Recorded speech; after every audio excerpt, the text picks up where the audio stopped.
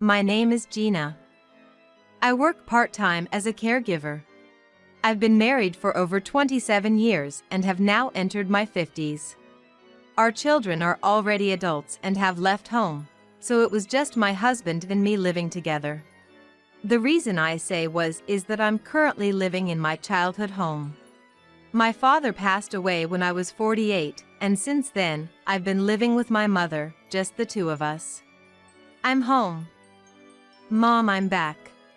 After finishing my morning shift, I returned home to find my mother sitting on the bed, staring blankly at one point. I'm home. Mom. What are you looking at? Receiving no response, I go over to her and take her hand. She then notices me and looks up, but doesn't say anything. So, I tried to speak to her again. I ran into the helper on my way home. I heard that you're doing well, Mom. Helper? What's that? Ms. Smith has been coming over. Do you recognize her? I don't know. Who is she? Does she come to our house? After answering, my mother starts staring at the same spot as before. I'm not sure if it's because of my father's passing, but about a year after he died, she developed dementia. Initially, her dementia was mild and didn't affect daily life, but recently, she's been forgetting even those close to her. The doctor said her dementia has progressed significantly. Living alone is becoming difficult, so the possibility of her moving into a facility was suggested. Knowing how much my mother dislikes being alone, I consider a facility as a last resort. So, as long as it's possible, I've decided to live with her at my parents' house. Oh. Where did Maggie go? Is she at home? While I'm folding laundry, my mother suddenly asks about Maggie. Maggie is my younger sister, 2 years my junior. Mom, Maggie got married and doesn't live here anymore. Really? Is that so? Was Maggie old enough for that? She seems to remember Maggie, but has forgotten that both of us are already in our 50s and married. Every day, she sees my face, aged appropriately, but still often fails to understand how old we are. Sometimes, she regresses memories from my childhood and starts telling me, "Don't use the fire, it's dangerous," as I begin to prepare dinner. Where is Maggie? I want to see her. Occasionally, she expresses a desire to see Maggie. However, I don't ask Maggie to come home because she seems reluctant to be near our house. Maggie doesn't seem to like our mother or me very much. When I told her about our mother's dementia, she just said, "Let your sister, who's a caretaker, handle it," and hasn't shown any concern or visited since. Feeling sorry for my mother, I asked Scott, Maggie's husband, if they could both come and visit our family home. However, he coldly refused, saying, "That's impossible. Taking care of a mother-in-law in such a condition would be a waste of both time and money." Hey, Mom. It's getting a bit cold, isn't it? Are you okay? Do you want me to get you a jacket? Seeing my mother looking out the window with a hint of sadness, my heart aches. I try to distract her with a smile and a different topic, which seems to reduce the frequency of her mentioning Maggie. Then, one day when I was off work and spending a calm day with my mother, Maggie suddenly returned home. "Hey, are you there, big sis?" Her first words upon her unexpected return were these. I was truly surprised, especially since she had been so resistant to visiting. I immediately went to the entrance where Maggie was. Maggie, whom I hadn't seen in a while, was dressed glamorously and the scent of perfume filled the area near the entrance. "Maggie, what brings you here all of a sudden?" Without any proper greetings, I blurted out what was on my mind. Maggie looked me up and down and then snorted mockingly. I have a little favor to ask you, sis. That's why I came all the way here." I had a rough idea of what Maggie's favor might be, which made me sigh deeply. Maggie, you're not going to ask for a loan again, are you? Sis, you guessed it. Exactly that. Please, can you lend me some money? Since when had Maggie started asking me for money? Despite disliking me and our mother, she shamelessly asks for money. But, since I don't want her borrowing from dubious sources, I've been unable to refuse her requests for money. Ha! How much? About $1,000, please. What? $1,000? Didn't I lend you about $2,000 just the other time? Maggie, what are you using it for? Maggie didn't respond to my pressing questions. Instead, she looked away, seeming embarrassed. It's none of your business what I use it for. Just lend it to me, will you? Eventually, Maggie started to lose her temper. Even so, I didn't have much extra money myself. Seeing me silent and not responding, Maggie clicked her tongue in annoyance and entered the house, heading toward the living room.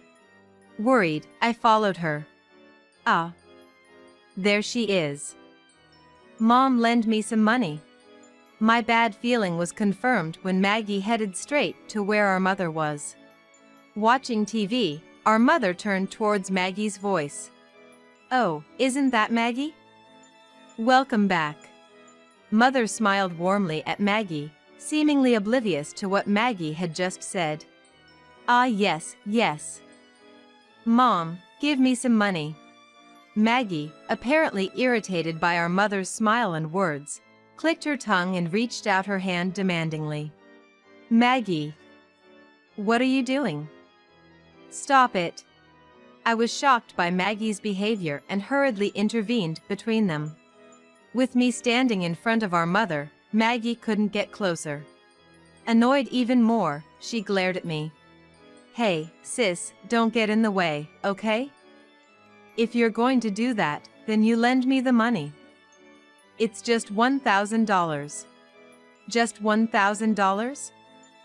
I felt frustrated at my inability to scold Maggie for such remarks. Listen. You can't just ask for $1,000 like it's nothing. I don't have that much on me. Look, I'll lend you this much, so please let it be. I opened my wallet in exasperation and handed over the $200 I had to Maggie. She snatched the money and quickly put it in her purse. What can I do with only this much? Despite borrowing money, Maggie complained under her breath. No matter what I say, it seems to come back to me tenfold, so I couldn't bring myself to argue back. Maggie, what's wrong? Are you having money troubles? Then, should I give you my $20 million? Our mother, who had been watching our exchange, said this with a smile. $20 million? Wait, Mom. What are you talking about? Hearing about $20 million, Maggie's previously sullen face brightened up rapidly. Mom. Where did you get such a huge amount of money?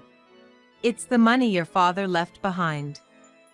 I can't use it, so Gina and Maggie should divide it between yourselves.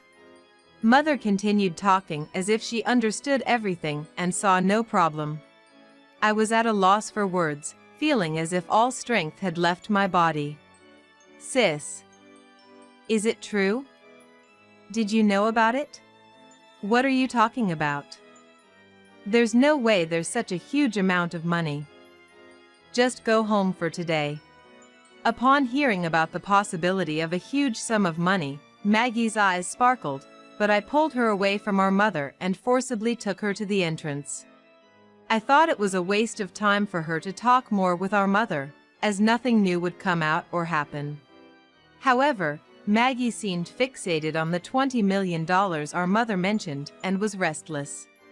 Despite her repeatedly asking me about it, I brushed it off and ushered her outside. Fine, I'll make do with just $200 today, but next time I come, I want to hear all about the $20 million. As I remained silent, Maggie gave up and left. After Maggie left, I felt incredibly weighed down by fatigue. Without being able to blame my mother for mentioning the $20 million, I went to bed with indescribable emotions. Since then, Maggie, believing our mother had $20 million, started calling and visiting more frequently. Correspondingly, my exhaustion kept building up. Come on, sis.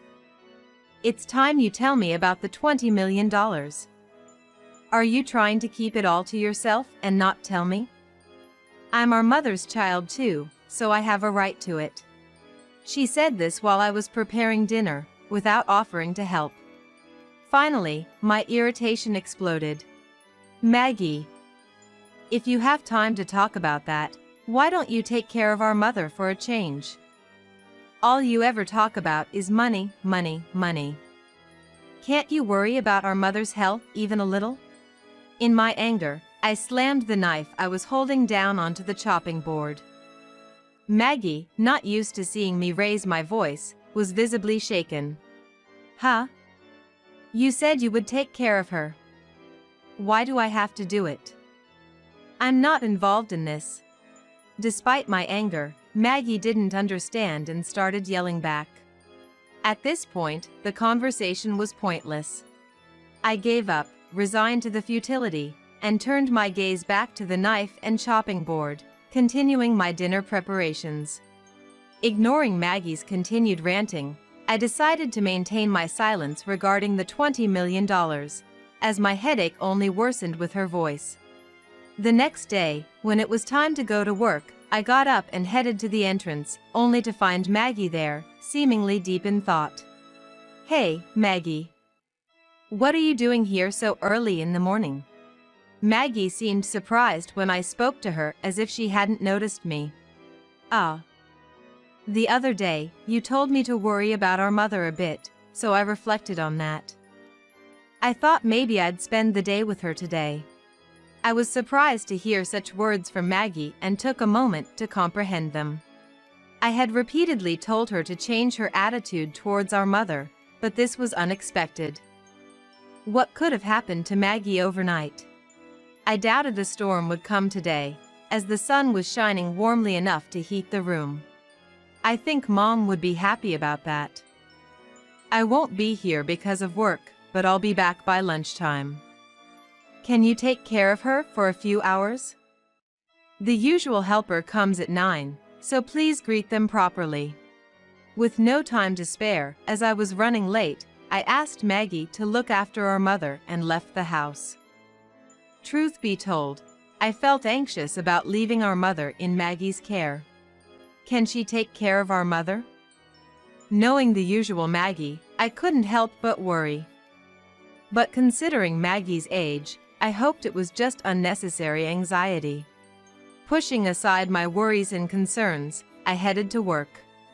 Exceptionally, I finished work past noon that day and didn't get home until after 2 p.m. Trying to calm my eagerness, I hurried home, only to realize how foolish I was to trust Maggie when I saw the state of the house. What is this? What happened? As I opened the entrance, I saw that everything from the living room to our mother's room was in disarray, almost as if a burglar had entered. The culprit, however, was Maggie, who was still rummaging through things. Maggie! What are you doing? What happened? I shouted at Maggie, who was pulling out drawers from shelves and dressers and turning them upside down to empty their contents, but she didn't stop what she was doing. Why are you doing this? Why? I'm just wondering where the $20 million island. Gina, where did you hide the bank book with $20 million? Seeing Maggie's stern face as she rifled through the papers she had pulled out of the drawers, I felt dizzy and almost collapsed. Maggie, is this why you came this morning? Taking advantage of the fact that I'd be at work at least until noon. I felt foolish for having been slightly happy, thinking Maggie had reformed.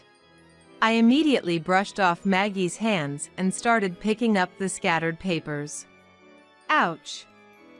What are you doing? It's your fault for not saying anything about the $20 million all this time. I felt anger towards Maggie, who was sulking and sighing behind me as I cleaned up. Listen. There's no way that amount of money exists. What, $20 million? Be realistic. If we had that kind of money, we wouldn't be struggling like this. Liar. Mom just said she deposited $20 million in the bank. Maggie. Have you forgotten? Mom has dementia, remember? Sometimes she doesn't even clearly recognize us. Don't take her words at face value in such a condition. I reached my limit with Maggie's unreasonable behavior and yelled loudly, immediately regretting it. These were words I had been holding back, not wanting to shock Mom if she heard them. But surely she must know that our mother is right nearby.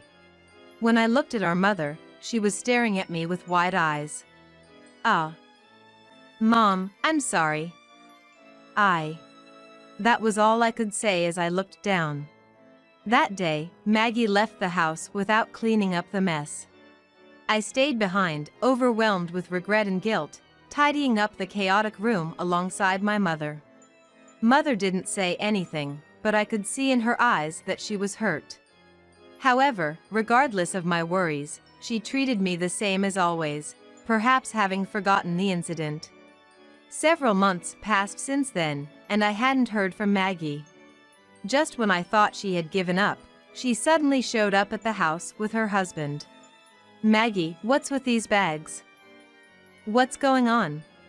I was already surprised to see them as a couple at our parents' house for the first time, but they also had large bags with them. Additionally, outside the entrance was a moving truck and movers. We're going to live in this house from today, so Gina, you can go back to your place. What are you suddenly saying? You can't just decide something like this. Gina, you're being unfair. You say you're working, but you've been living off Mom's money, right? With $20 million, there's no way you'd seriously work. You didn't tell me because you've already been using that money, right? I was shocked by her words as she placed her luggage next to me and spoke coldly. I was baffled at how she could say I wasn't working. What kind of thought process was this? Yes, the pension is Mom's money, but it's a mere pittance. True, I use it for living expenses and medical bills, but it's not enough, and I cover the rest with my earnings. How did you come to that conclusion, Maggie? It's unreasonable to just show up and say that. Gina, you're annoying. We're going to live with Mom from today. You're lying unemployed, so leave. We'll take care of the caregiving and inherit everything. Since you've been using Mom's money until now, you don't need it, right? Maggie said this as if it were a parting shot and walked into the house. Scott glanced coldly at me as he followed her, snorting dismissively. Maggie, what are you thinking? Taking care of Mom isn't that simple, you know? And cohabiting. What about the house you were living in? As the movers made noise entering, I chased after Maggie, raising my voice. Maggie, ignoring our mother, sat down in the living room and responded to my question without even looking at Mom. The house? I sold that. Because, you know, we have $20 million, so we don't need it. Hearing those words, I felt dizzy again. Really, what is she thinking? Acting impulsively without considering the consequences, I was so dumbfounded I couldn't find the words. Astonishingly, she could do such a thing without even confirming if the $20 million exists. Gina, how long are you planning to stay? Just gather your things and leave today. Faced with Maggie's selfishness and her intense presumptions, I was so weary that I couldn't even muster the energy to argue or talk back. She's underestimating the care of our mother, so let her learn the hard way. I felt nothing but apathy towards Maggie. Fine. I've warned you clearly. Do as you please. You'll understand soon enough how hard it is to care for a mother with dementia. And I'm telling you again, there's no such thing as the $20 million mom mentioned. As I said this, I took out our mother's bank book that I had been keeping and placed it in front of Maggie. Maggie's eyes lit up as if she had finally gotten what she wanted, and she picked up the bank book and opened it. Gina's mom's current balance is 20 cents. Even if this house is sold, including the value of the land, it won't bring in more than 5 million yen. My husband hasn't been sending money because she's my mother. I've been barely scraping by on my earnings. Do your best, that's all I can say. As I told this to Maggie, who turned pale and froze upon seeing the bank book, I gathered my belongings and left my parents' house. I had reached my limit with Maggie, and with the care of our mother and work, perhaps I was mentally overloaded and not thinking straight. Even so, I thought it was good for Maggie to experience the difficulties of caregiving. I had been considering placing our mother in a facility as her care was becoming too much to handle, and had wanted to discuss it with my husband. Returning to my own home was a good opportunity for me. The night I returned home, I vented to my husband and confided everything to him. Despite having just met after a long time, he kindly accepted my immediate venting. After pouring out my pent-up feelings, tears welled up in my eyes. Gina, welcome back. You've been through a lot. Well done. You did your best. Without giving his own opinion, my husband just nodded and comforted me with his words. Something inside me thawed with his words, and I couldn't stop my tears. Maybe I had reached my limit without realizing it. Even though I faced dementia patients in my work as a caregiver, dealing with my mother was different. Perhaps there was a part of me that didn't want to accept the reality of her progressing dementia. Additionally, Maggie's selfish actions pushed me over the edge. Yet, I hadn't recognized the signs that I was mentally overwhelmed, or maybe I just didn't want to admit it. Gina, it's okay. Maggie will surely understand your feelings too. Just rest for today. Tomorrow, let's talk to the doctor and the care manager about the facility. Saying this, he handed me a tissue to wipe my tears, and his kindness gradually calmed me down. Considering placing Mom in a facility, I thought Maggie would agree easily, but it was pointless to think about that now. As my husband suggested, I decided to prepare for her admission after consulting with the professionals. For several days, I was busy with consultations and visits to facilities after work, a different kind of busyness from caring for my mother. During this time, I didn't hear from Maggie at all, but I did receive one call from the helper. Maggie had told her, "You don't need to come anymore." She called to confirm if this was okay. Although I thought Maggie was again acting unilaterally, considering she said she would take care of the caregiving, I assured the helper that it would be fine if Maggie had said so. Without the helper, Maggie would realize how hard it is. She didn't understand the reality of it. A few days passed, and suddenly, Maggie started contacting me frequently. I had forgotten how long it had been since I left the family home, and I initially ignored her calls because I was still angry. But she kept calling persistently. Considering the possibility that something might have happened to our mother, I finally answered the phone. Maggie's voice on the phone lacked any energy, sounding utterly exhausted. "Maggie, Gina. I can't do this anymore. I can't handle it, so come home, please." I felt genuinely sorry for my mother, but I couldn't help thinking, serves you right, towards Maggie's predicament. When Maggie weakly said that, I felt a sense of relief. "What are you saying? You said you'd take care of Mom yourself. You need to take responsibility. Just for today, please. I'm begging you, come over to the house." Knowing the difficulties of caring for our mother, I was tempted to sympathize, but it would defeat the purpose if I gave in now. So, with a heavy heart, I firmly said, "I'm busy, I can't," and refused. If I go to our family home now, Maggie will think she can always rely on me for help. She'll likely come up with excuses to make me take over, and eventually, she'll expect me to be there every day. That wouldn't be good for Maggie, and nothing would change from before. Knowing what would happen, there's no way I could go to help. After refusing, I immediately hung up the phone. Then, right after, I received a call from Scott. As soon as I answered, I was met with Scott's shouting. "What do you think you are doing? Your sister is asking for help, and you refuse to lend a hand. As her sister, you should be more supportive. Why won't you help her?" Without even having a conversation, he yelled and then quickly hung up the phone.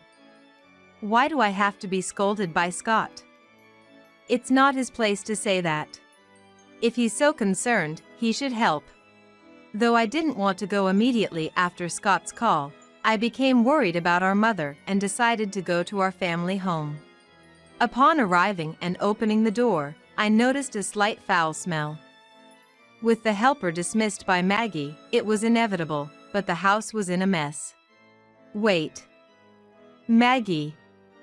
What is this situation? When I went to the living room, I found Maggie lying exhausted on the table, and our mother lying in bed.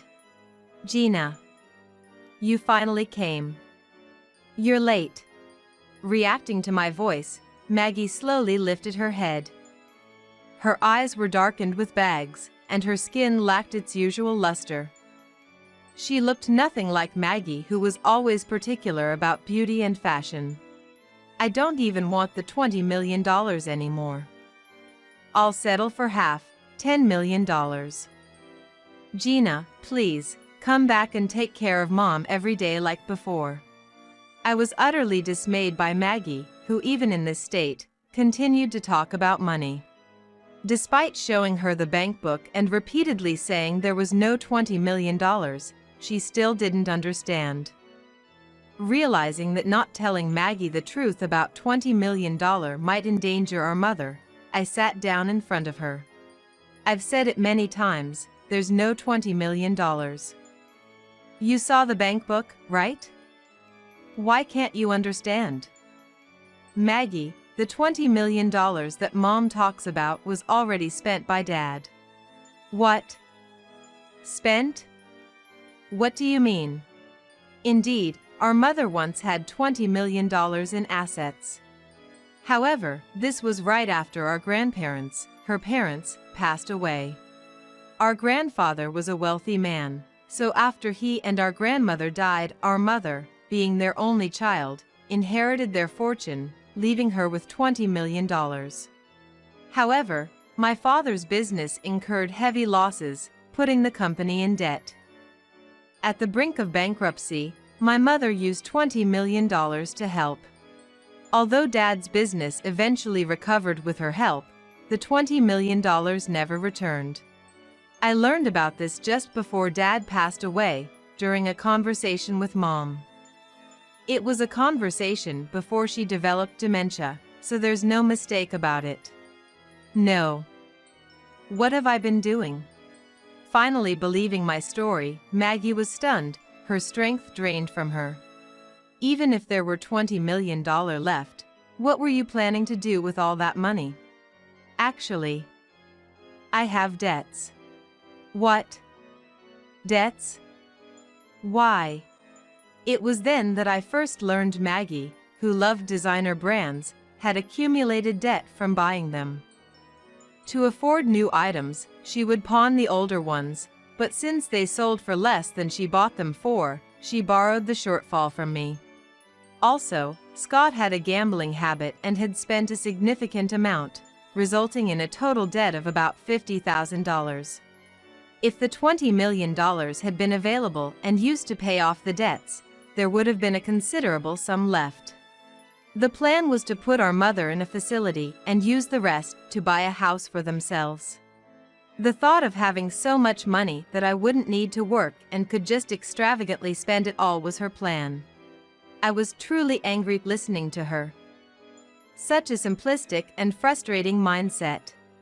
Actually, there's more. Scott seems to have embezzled money from his workplace. So, we're really in trouble. I was planning to use the money we got to pay it back. Wait, what?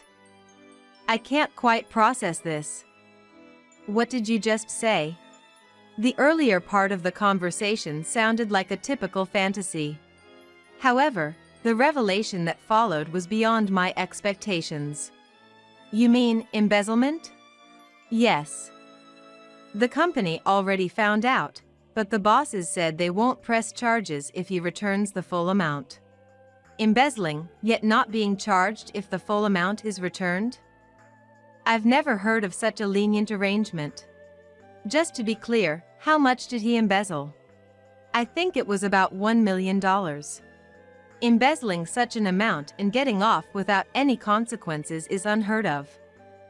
I was speechless, my mind went blank. How have Maggie and Scott been living their lives until now? While thinking about this, I suddenly remembered a story a friend told me. Although different from Maggie's situation, the friend's husband had lied about needing money for his parents to fund his affair. I couldn't help but wonder if Maggie was in a similar situation. Logically, embezzling such a large sum and getting away with it despite being caught by the company is implausible. He would normally be fired and face legal consequences. If it were true, it means either Scott had some leverage over the company's boss, or he was lying to Maggie. I don't want to say this, but Maggie. Could it be that Scott is deceiving you? I was concerned to say this, but Maggie needed to hear it. However, Maggie took my words negatively.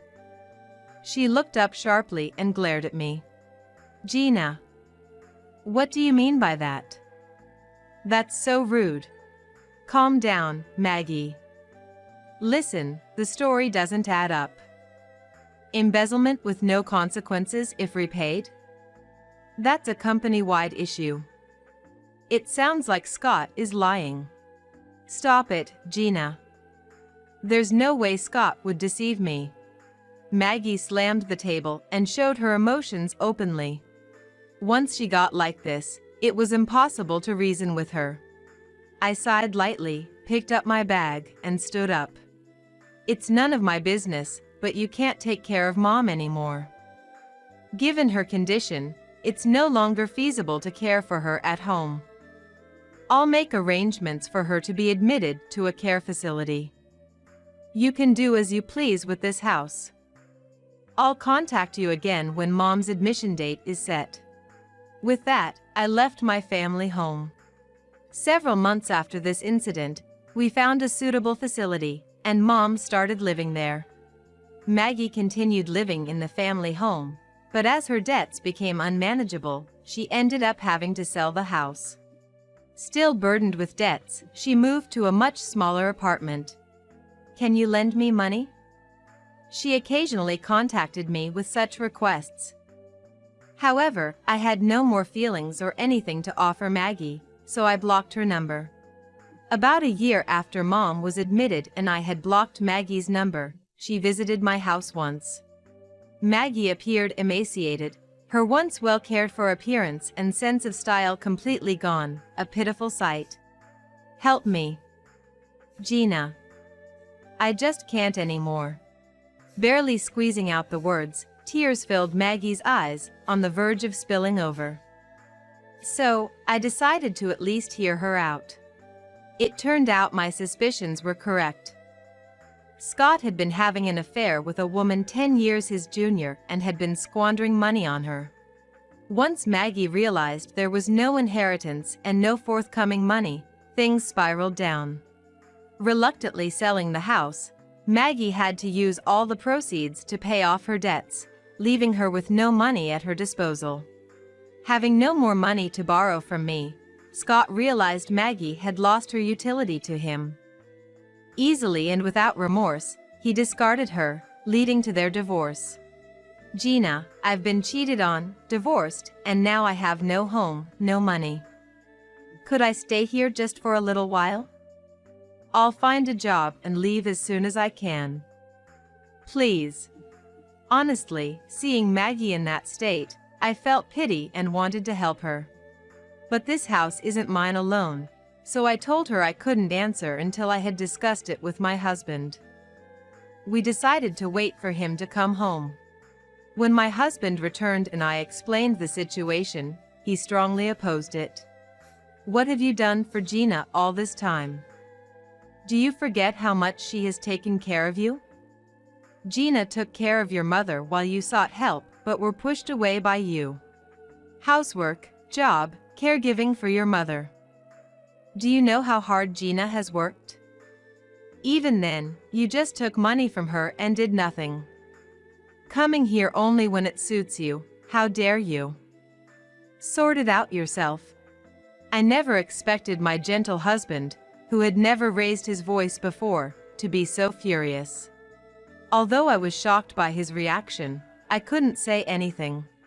Maggie probably thought my kind-hearted husband would surely accept her. But seeing his unexpected reaction, she left the house silently and dejectedly after showing a bewildered expression. Why were you so harsh? I wondered if he had been too harsh, considering Maggie's appearance. However, his words must have come from his love and concern for me. Gina, you're too good-hearted. Being kind isn't always right. Your kindness might encourage people to take advantage, to not realize the gravity of their wrongdoings. You've been tormented by Maggie to your limit, haven't you? Yet, were you still planning to help her? And to continue taking care of her indefinitely? Your kindness is only harmful to Maggie. His words hit me hard. Indeed, if I had accepted Maggie, she wouldn't have appreciated the gesture and would have continued to impose on me, thinking it was her right as a sister. My kindness was indeed harmful to Maggie. I'm sorry, you're right. I was thinking too simplistically. It wouldn't have been good for Maggie. Thank you for pointing it out. After I responded, my husband returned to his usual gentle demeanor and treated me as he normally would. Since then, the topic of Maggie has never come up between us again. With the time I have, I visit my mother as much as I can, finding joy in the time we spend together now that I have more emotional freedom. What happened to Maggie afterward, I don't know. Occasionally, my mother mentions her name, but soon she might forget that too.